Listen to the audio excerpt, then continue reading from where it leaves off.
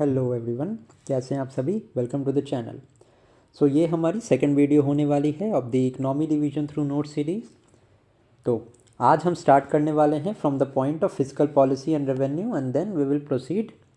I will also give you the explanation, proper explanation about the conceptual points in the economy section. Now first of all, if I talk about the fiscal and revenue policy, so there are basically two types of policy that runs in the Indian economy. सबसे पहले तो होती है monetary policy. एक brief background दे रहा हूँ आपको ताकि जल्दी से समझ में आ जाए कि आगे हम क्या बात करने वाले हैं। First is the monetary policy and second one is the physical policy. फिर मॉनेटरी पॉलिसी को हैंडल कौन करता है? It is handled by the RBI. RBI में भी there is a monetary policy committee, ठीक है, MPC, which is a 6 member committee and this is very important. इसको आपको ध्यान रखना है, क्वेश्चंस आ सकते हैं। MPC is a 6 member committee and the chairman of this MPC is the governor of RBI and recently the governor of RBI is Shashikant Das. Okay, ये monetary policy में there are two types of things. सबसे पहले तो quantitative policy होती है। अब quantitative policy में क्या होता है? There are different type of rates such as cash reserve ratio, statutory liquidity ratio, repo rate, reverse repo, जिसके बारे में हम आगे बात करेंगे। And then there is qualitative. Qualitative में क्या क्या काम होता है कि मोरल सुएशन, आरबीआई डायरेक्शन देता है डिफरेंट बैंक्स को। तो this is all about the monetary policy. अब फिजिकल पॉलिसी में क्या होता है? The policy which is related to tax and revenue is called fiscal policy and this fiscal policy is carried by the central government of India. So basically ये दो type की policies होती हैं। आई hope कि आपको क्लियर हो गया होगा। Now let us proceed to our points. बीच बीच में I'll give you the inputs and the explanation part and I hope कि this is going to help you. Now gender budgeting का मतलब क्या है कि the budget will be based on gender। जैसे women's हैं तो वुमेंस रिलेटेड स्कीम के लिए एक फंडामेंटल, एक बेसिक सम अलाउ किया जाएगा। So this type of policy in which the funds are allocated on the basis of gender, this is called gender budgeting. It was firstly started in the union budget of 2005-2006। Now most important thing अभी is GST. What is GST? सबसे पहले तो GST हमें ये जानना है कि it is a indirect tax which is destination based tax. Okay, second important point is कि ये एक टास्क फोर्स बनी थी जिस which was presided bye Vijay Kelkar. Okay, उन्होंने प्रपोज किया था जीएसटी। अब if I talk about GST तो 101st अमेंडमेंट एक्ट के बाद जीएसटी आया। सबसे पहली पॉइंट तो ये। सेकेंड है जीएसटी में there is a GST council, ठीक है, and GST council is a constitutional body, ठीक है, it is a constitutional body. And article की मैं बात करूँ तो article 279A of the constitution tells us about the GST council. ये GST council is headed, the chairman of which is the finance minister of India, अभी निर्मला सीतारमन जी हैं। And GST council में इनके अलावा different chief minister of the states, finance minister etcetera, इन सब की ये काउंसिल होती है। अब ये जीएसटी काउंसिल का काम क्या होता है कि it is there to decide the tax rate, decide the tax rates in the country, जो कि प्रेजेंटली अभी 5%, 18%, 28% एट्सेट्रा इस ब्रैकेट में, 9% इस ब्रैकेट में टैक्स डिवाइड होते हैं। ना जब ये जीएसटी आया तो ये इसको अम्ब्रेला टैक्स भी बोलते हैं, क्योंकि ये एक ऐसा अम्ब्रेला है जिसके अंदर में डिफरेंट टाइप ऑफ जो छोटे छोटे इनडायरेक्ट टैक्स थे वो आ गए, जैसे कि service tax, central excise, VAT etcetera, ये सारा कुछ इंक्लूड कर दिया गया जीएसटी में। अब इम्पॉर्टेंट बात यहाँ पे जानने वाली ये है कि there are some of the taxes which are not included अभी तक जीएसटी में। सबसे पहला तो है द वैट ऑन पेट्रोल, ये इंक्लूड नहीं किया गया है। डिफरेंट हाइड्रोकार्बन्स पे जो टैक्स लगता है वो इस पे इंक्लूड नहीं किया गया है। थर्ड इज़ लिकर पे नहीं लगता है, पेट्रोलियम लिकर पे भी नहीं लगता है। Okay, so these are some of the products एक अगर मैं और बात करूं तो इलेक्ट्रिसिटी पे भी जीएसटी नहीं लगता है। आई होप कि ये जीएसटी वाला part is clear. And first country to propose GST was France, ये तो आपको पता होना चाहिए। Now custom duties is not included in GST, alcohol for consumption is also not included, petroleum भी इंक्लूड नहीं होता है, इलेक्ट्रिसिटी भी नहीं होता है, और एक मैंने हाइड्रोकार्बन बताया था, hydrocarbons, the tax on hydrocarbons is also not included in the GST। Now physical policy, in the explanation part only I have already explained you monetary policy and fiscal policy. So this fiscal policy is formulated by the Ministry of Finance, which prepares the economic survey. Okay, and budget जब भी पेश होता है, whenever the budget is presented prior to 1 day before, this economic survey is tabled by the chief economic advisor of the country. Long term fiscal policy, this was announced by VP Singh. Budget is a tool of physical policy. अब how, कैसे, अभी देखो, अभी I am going to tell you a simple basic thing, ठीक है। मैं zoom कर देता हूँ इसको ताकि आपको इजीली समझ आ जाए, and I will change the colour of my pen also. Okay, now see, अब ये मॉनेटरी एंड फिजिकल पॉलिसी कैसे कंट्रोल करती हैं हमारी इकोनॉमी को। अब फिजिकल पॉलिसी हमने देखा टैक्स रेट्स वगैरह से रिलेटेड है, जो कि गवर्नमेंट इंट्रोड्यूस करती है। फॉर इन इंस्टेंस, ये मान लो कि मार्केट में इन्फ्लेशन ज़्यादा है। इन्फ्लेशन का क्या मतलब है? महंगाई ज़्यादा है, the prices of goods and services are on the higher side. तो गवर्नमेंट क्या करेगी? गवर्नमेंट अपना एक्सपेंडिचर कम कर देगी। ओके, देन गवर्नमेंट क्या करेगी? गवर्नमेंट जो है वो टैक्सेस बढ़ा देगी। अभी जब टैक्सेस गवर्नमेंट बढ़ाएगी तो जो पीपल के पास पैसा है, फॉर एन इंस्टेंस मान लो अ पर्सन हैज़ 100 रुपीज़, पहले ही यूज़ टू पे tax of ₹10, now the government has increase double the tax. Now अब उसको 20 रुपीज़ इन टैक्सेशन देने पड़ रहे हैं। पहले ही हैड 100 रुपीज़ एंड 10 रुपये उसके टैक्सेशन में गए, तो एक्सपेंडिचर करने के लिए उसके पास कितने पैसे बचे? 90 rupees. And now when the tax rate has been doubled, तो उसके पास कितने पैसे बचेंगे? 80 रुपीज़। ऑब्वियसली जब उसके पास 80 रुपीज़ बचेंगे तो he will have lesser money to spend. जब वो स्पेंड कम करेगा तो वो खरीदेगा कम, कंजप्शन कम होगा, एंड जैसे ही कंजम्पशन कम होगा तो demand for that good will automatically decline, और जब डिमांड डिक्लाइन करेगी तो उसका प्राइस भी डिक्लाइन करेगा। So various proponents that are use in the physical policy, ये ऐसे ही रिवॉल्व करते हैं around one another. I hope this concept is clear to you now. अब अगर मैं मॉनेटरी पॉलिसी की बात करूँ तो monetary policy, there is cash reserve ratio. Now, what does this ratio tells us? This ratio tells us that the amount that the commercial banks have to keep with RBI, ठीक है। क्यों? क्योंकि एक ही साथ सारा वो बैंक के पास जो पैसा है वो लैंडिंग पर्पस के लिए बैंक ना यूज़ करे। क्यों? क्योंकि ऐसा टाइम आ सकता है व्हेन द पीपल जिन्होंने अपना पैसा बैंक में जमा कराया है वो जा सकते हैं बैंक के पास पैसा निकालने के लिए, तो वो certain amount of money should be there by the commercial banks with the RBI, so that whenever there is a situation of bank run या people go to bank to withdraw money, तो उनको वो पैसा मिले। तो जब ही मान लो inflation का टाइम होगा, महंगाई ज़्यादा होगी, तो ऑब्वियसली RBI ये चाहेगा कि लोगों के पास कम पैसा हो, तो CRR को वो इंक्रीज़ करेगा। ठीक है, CRR को इंक्रीज़ करने पे क्या होगा कि ज़्यादा पैसा कमर्शियल बैंक को RBI के पास जमा करना पड़ेगा। ठीक है, the more amount of money will be deposited by the commercial bank in the RBI, तो commercial bank will be left with lesser money. अब कमर्शियल बैंक के पास लेसर मनी है तो दे विल लेंड लेस, ठीक है, वो कम पैसा public को देंगे आगे, तो ऑटोमेटिकली कंजम्पशन डिक्लाइन हो जाएगा। So this is a vicious cycle by which monetary policy and fiscal policy, both of these determine the economic cycle in the country.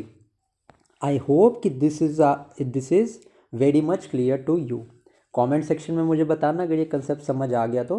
However I am planning कि economy पे perfect मैं बहुत अच्छे से after 15 और 20 days I will start a full fledge course on economy, बिल्कुल free, ये YouTube channel पे ही हमारे मिलेगा आपको। तो if you are interested comment section में मेंशन करना, और ये कंसेप्ट समझ में आया या नहीं आया वो भी मुझे कमेंट सेक्शन में बताना, ठीक है। मैं चाह रहा हूँ कि लिमिटेड टाइम में I explain to you most of the concept, ठीक है। तो आई होप कि ये समझ आ गया होगा, बहुत लेमन लैंग्वेज में, ये थोड़ा सा कम्प्लेक्स है but I have tried to explain you in layman language, okay. So do mention in the comments आपको समझ आया या नहीं आया, okay. Now let's start. Budget is a tool of physical policy, हमने देख लिया। मॉनेटरी पॉलिसी का भी हमने देख लिया, how it effects the economic growth. Now let's start with the zero based budgeting. Now it is a method in which all expenses must be justified for each new project, each new period। मतलब ऐसा नहीं है कि you are allocating money indiscriminately, ठीक है। Zero based budgeting में क्या होगा, हर न्यू पीरियड के लिए सारे एक्सपेंस को जस्टिफाई करना पड़ेगा and then it would be introduced. Now zero based budgeting ये हमारे इंडिया में भी होती है and it was firstly introduced in the United States of America. Now revenue neutral rate is a concept which is related to GST, also e-way bills etc. These concepts are also related to GST। GST में भी there is basically three type of tax। एक तो होता है SGST, state goods and service tax, then comes the union goods and service tax, and then is integrated goods and service tax। State वाला जो पैसा है वो directly it goes to the state government, union वाला directly goes to union, and integrated वाला goes to state as well as union, okay. ये इतना ही समझो अभी, ज़्यादा इस पर we don't have to just ponder around these points, क्योंकि अभी division is important rather than explanation. Now physical policy we have seen it is determined by the ministry of finance, taxation and government expenditure etc. These are related। Budget is prepared by the Department of Economic Affairs which comes under Ministry of Finance। दूसरा confusing point आपको ये आ सकता है कि budget is prepared by whom। Option में तो एक रहेगा department of economic affairs which is right. Second definitely ये ऑप्शन रहेगा department of revenue, okay. So revenue budget prepare नहीं करता है, department of economic affairs prepares the budget for the central government। Now this revenue account of the government and revenue account of the government में क्या क्या include होता है, see there are two types. सबसे पहले तो रेवेन्यू अकाउंट होता है, रेवेन्यू अकाउंट में there is receipts and there is expenditure part, ठीक है। अब ये भी थोड़ा सा कम्प्लेक्स है, I am trying to explain, तो सुन लेना इसको एक बार, आपको बेनिफिट होगा। रिसिप्ट्स में भी there are two types of tax receipt and non tax receipt. अभी टैक्स रिसीट तो हमने देखा ना, दो टाइप के टैक्स होते हैं, एक तो हमारा इनकम टैक्स हो गया, कॉरपोरेशन टैक्स हो गया, दूसरा GST etcetera. These are different type of tax. अब नॉन टैक्स रिसीट में क्या होता है, वहीं यहाँ पे दिया गया है इंटरेस्ट रिसीट, जो इंटरेस्ट सेंट्रल गवर्नमेंट ने लोन दिया है और उसका इंटरेस्ट वापस मिला है, that is goes in to the revenue account of the government. Tax receipt अभी बताया मैंने, profits and dividends etcetera, these all are in the receipt part of the revenue account.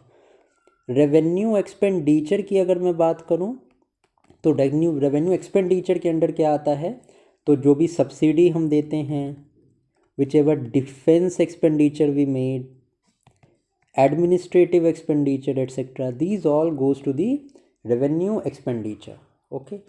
And whatever interest is paid on previous loan, this also goes to the revenue expenditure, okay।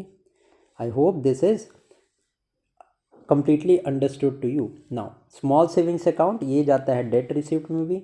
अभी date receipt में भी दो type of receipt होती हैं under capital account. अभी एक होती है डेट रिसीट, एक होती है नॉन डेट। नॉन डेट में जो डिसइन्वेस्टमेंट करती है गवर्नमेंट, एंड डिसइन्वेस्टमेंट से जो अमाउंट आता है that goes in to the non debt. And debt मतलब it creates a liability on you. Debt का मतलब क्या होता है, डेट मीन्स कि liability, certain liability is created. तो स्मॉल सेविंग अकाउंट में अगर आप पैसा डाल रहे हो तो you are giving the Indian government money. So at a certain point of time whenever your amount is getting the amount that is in your small saving bank account is going to get matured, and then on the date of maturity the government has to pay the money to the people who have deposited it. So this small saving is a liability, and this liability on in hand creates debt. तो ये date create हो गया। अब date कहाँ कहाँ से, external commercial borrowing, internal borrowings जितनी भी करती है government of India, these all goes into the debt received. Non debt मतलब क्या, लाइबिलिटी क्रिएट नहीं होगी, तो डिसइन्वेस्टमेंट किया गवर्नमेंट ने, डिसइन्वेस्टमेंट से जो पैसा आया it goes to non debt account. It is clearly debt का कंसेप्ट समझ गए आप, तो it will be very easy for you to discriminate between debt receipts and non debt receipts. Okay, also debt receipt में, non debt में क्या आ सकता है, एक तो मैंने डिसइन्वेस्टमेंट बता दिया आपको, ठीक है। सेकंड क्या आ सकता है, जो भी गवर्नमेंट ने पैसा दिया था स्टेट्स को या फिर किसी फॉरेन कंट्री को, वो पैसा वापस आ गए, that is also non debt, क्योंकि अपना ही पैसा अपने को वापस मिला है, तो उसमें काय का डेट, नॉन डेट ही हुआ ना। आई hope this concept is clear. Now railway budget was merged with the general budget in the year 2017, ठीक है, ये आपको याद रखना है। The railway budget was merged with the general budget in 2017। Now what is revenue deficit of budget. Revenue deficit मतलब क्या, कि revenue receipt is less than revenue expenditure, मतलब एक्सपेंडिचर आपका ज़्यादा हो रहा है इनकम से, रिसीट से, तो रेवेन्यू डेफिसिट हो गया, ठीक है। तो उस जब भी रेवेन्यू डेफिसिट होगा, तो जैसे रेवेन्यू डेफिसिट होगा कभी भी, मतलब कि हमारा एक्सपेंडिचर ज़्यादा है एंड हमारी जो रिसीट या इनकम है रेवेन्यू अकाउंट की वो कम है, तो हम क्या करेंगे, which ever expenditure we are making, अभी जो मैंने बताया था, we are giving subsidy, we are doing greater amount of defence expenditure, और वी आर मतलब एडमिनिस्ट्रेटिव एक्सपेंडिचर जितना भी है हम कम कर देंगे, we will reduce revenue expenditure, we will rationalise subsidies, we will decrease the subsidies. तो ऑटोमेटिकली क्या होगा, हमारा एक्सपेंडिचर कम होगा, तो जो ये रेवेन्यू डेफिसिट है that will be recover to a certain extent. I hope कि these points are clear now. Now revenue expenditure क्या होता है, it is an expenditure which does not create assets, okay. For example salaries and allowance, pension, subsidy, interest payment etcetera, these all are revenue expenditure. ये concept I have already told you अभी। Now next comes the various type of deficit. Now what is budget deficit, मतलब total budget में total expenditure आपका ज़्यादा है, the total expenditure is more than the total receipt, then there is budgetary deficit. अब physical deficit क्या होता है, it is excess of total expenditure over total receipt minus borrowings, this is the physical deficit. Then comes the primary deficit. Primary deficit में क्या होता है, physical deficit minus interest payment, and this is very important, a question will be asked और can be asked from this point. Fiscal deficit, so whenever we subtract interest payment we get the primary deficit. Now what is effective revenue deficit, अभी ये revenue deficit में हम grants जो देते हैं states को for creation of capital asset, तो these are long term loans that we are giving, so इसको हम subtract कर देते हैं revenue deficit से, तो we have effective revenue deficit which is adjusted for these grants that were given for the creation of capital assets. And this was firstly introduced in the year 2011-12 under the finance minister P. Chidambaram. Okay. Now, larger part of fiscal deficit is filled by borrowings. अभी ये fiscal deficit I have already told you, when the expenditure is on the higher side, revenue हमारा कम है, तो हम क्या करेंगे, सबसे पहले fiscal deficit अगर होगा तो हम consolidate करेंगे पैसा। easiest way of consolidation is printing money, printing new money, but ये प्रिंटिंग न्यू मनी का क्या लॉस है, कि एक अगर हमने ज़्यादा पैसा मार्केट में इंट्रोड्यूस किया तो इन्फ्लेशन बहुत ज़्यादा बूस्ट करेगा। So this method of printing new money is highly inflationary, okay. So ये जल्द प्रिवेंट किया जाता है, unless until it is very necessary to do this, the money is not printed, okay. Second one is ECB, ICB, ECB मतलब external commercial borrowing, we will borrow money from the foreign state, foreign nations और through various foreign sources. Internal commercial borrowing, most of the money is borrowed internally मतलब India से। Market से हम पैसा उठाएंगे through sovereign bonds, through treasury bills, ये भी मैं बताऊंगा आपको, ठीक है।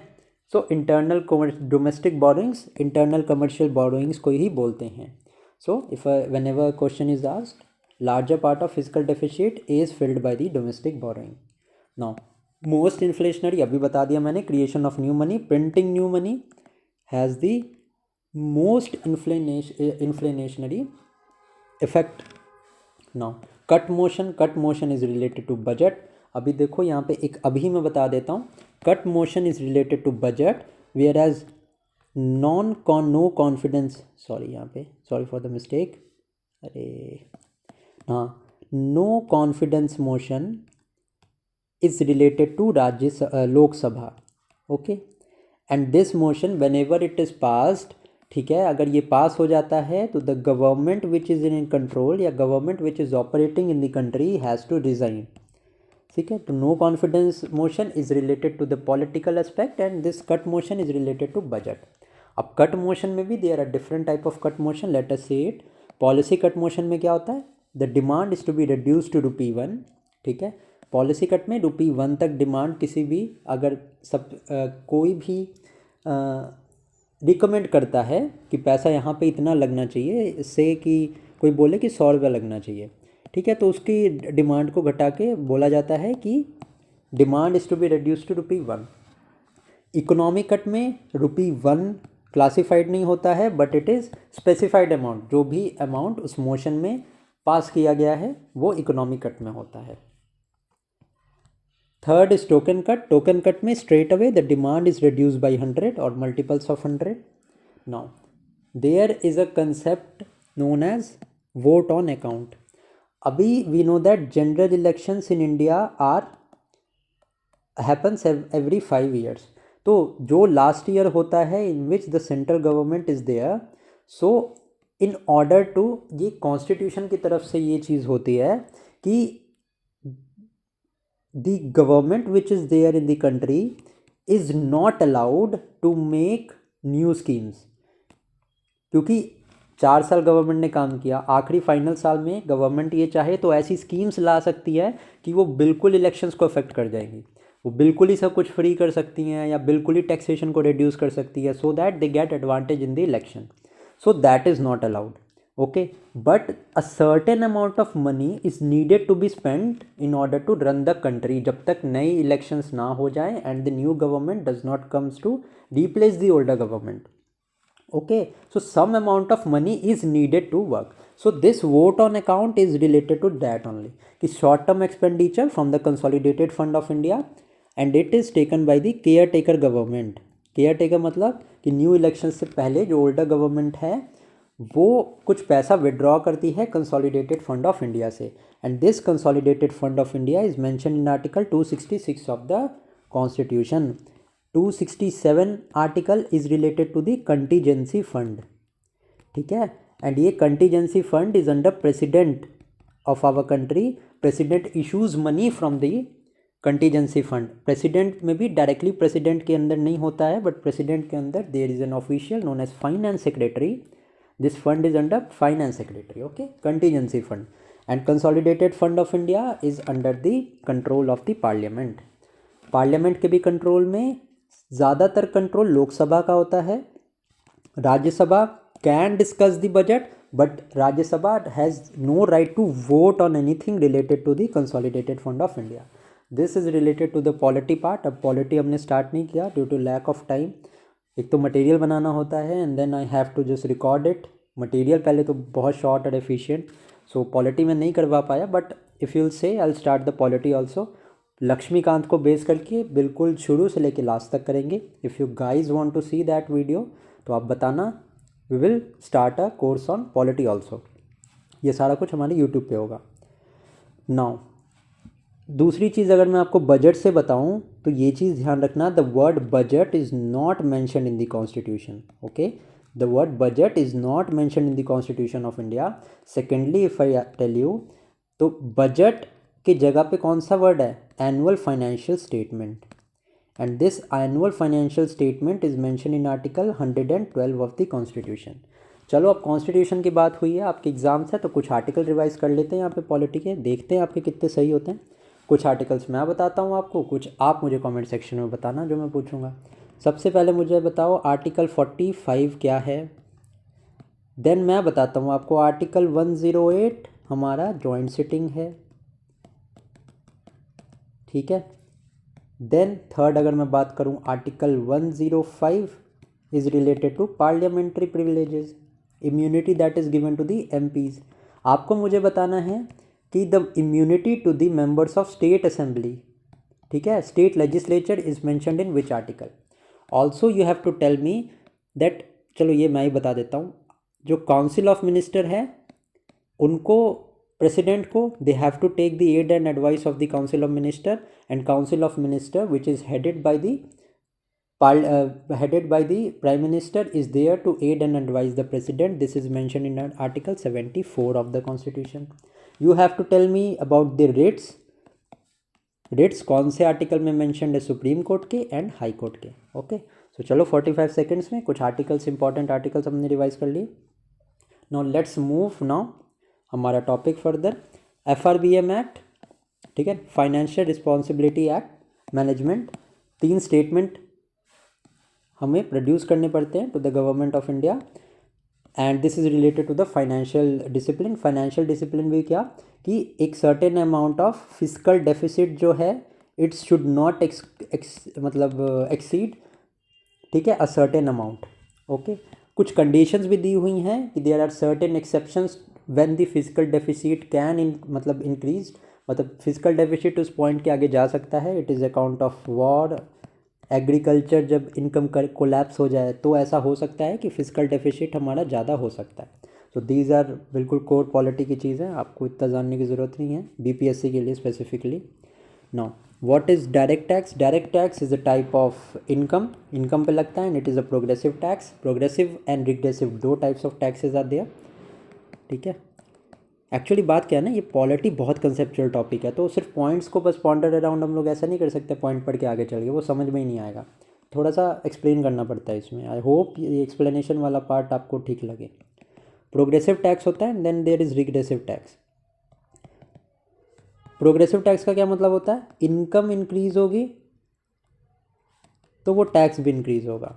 अब इसका अगर आपका दिमाग यहाँ पे काम कर गया तो you will be able to say कि भैया हमारा इनकम टैक्स तो ऐसा ही टैक्स है कि जो भी ऊपर के स्लैब्स में जाता जाएगा, as the income of the person will increase proportionately he will get induced to the larger taxes.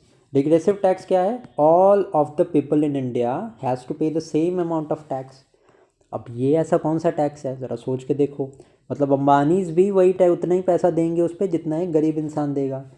तो बाइंग अ बिस्कुट आपने बाई किया तो उस पर जीएसटी लगा। वो जीएसटी ऐसा थोड़ी है अंबानी के लिए 1000 रुपये, and for general public it is 1 rupees. वो तो सबको एक ही पैसा देना पड़ेगा। So these type of taxes are regressive tax. Okay, ना डायरेक्ट टैक्स मैंने बताया, income tax is imposed on the income of the person. It is imposed by the Central Board of Direct Tax CBDT, and this indirect tax is imposed by the Central Bank of CBIT, indirect tax. Also corporation tax is there. जैसे income tax is applied on the income earned by the individuals, corporation tax is levied on the companies. It is also a type of direct tax. Also there is a tax known as STT, Securities Transaction Act, Securities Transaction Tax, which is imposed on the stock market. Now indirect tax में we have custom and GST, ठीक है। Now customs is there on export import, अगर हम कुछ बाहर जा रहे हैं, कोई सामान लेके आ रहे हैं, तो इन सब पे जो लगता है, this is the custom duty is imposed. Now if I talk about the stamp duty, important है इसको, इसीलिए I have mentioned it.